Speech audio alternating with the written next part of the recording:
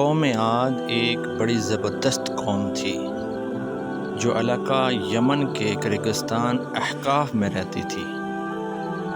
ان لوگوں نے زمین کو فسق و فجور سے بھر دیا تھا اور اپنے زور و قوت کے ذام میں دنیا کی دوسری قوموں کو اپنی جفاکاریوں سے پامال کر ڈالا تھا۔ یہ لوگ بت پرست تھے۔ اللہ تعالیٰ نے ان کی ہدایت کے لیے حضرت ہود علیہ السلام کو مبعوث فرمایا۔ آپ نے ان کو درس توحید دیا اور جور و ستم سے روکا تو وہ لوگ آپ کے منکر اور مخالف ہو گئے اور کہنے لگے، آج ہم سے زیادہ زور آور کون ہے؟ کچھ لوگ حضرت ہود علیہ السلام پر ایمان لائے مگر وہ بہت تھوڑے تھے۔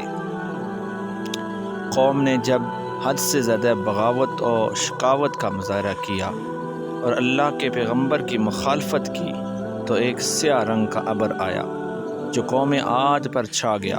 وہ لوگ دیکھ کر خوش ہوئے کہ پانی کی ضرورت ہے، اس سے پانی خوب برسے گا، مگر اس میں سے ایک ہوا چلی، وہ اس شدت سے تھی کہ اونٹوں اور آدمیوں کو اڑا اڑا کر کہیں سے کہیں لے جاتی تھی۔ یہ دیکھ کر وہ لوگ گھروں میں داخل ہوئے اور اپنے دروازے بند کر لیے، مگر ہوا کی تیزی سے نہ بچ سکے۔ اس نے دروازے بھی اکھیڑ دیے اور ان لوگوں کو ہلاک بھی کر دیا۔ پھر قدرت الہی سے کچھ سیاہ پرندے نمودار ہوئے جنہوں نے ان کی لاشوں کو اٹھا کر سمندر میں پھینک دیا۔ حضرت ہود علیہ السلام اپنے چند مومنوں کو لے کر قوم سے جدا ہو گئے تھے، اس لیے وہ سلامت رہے۔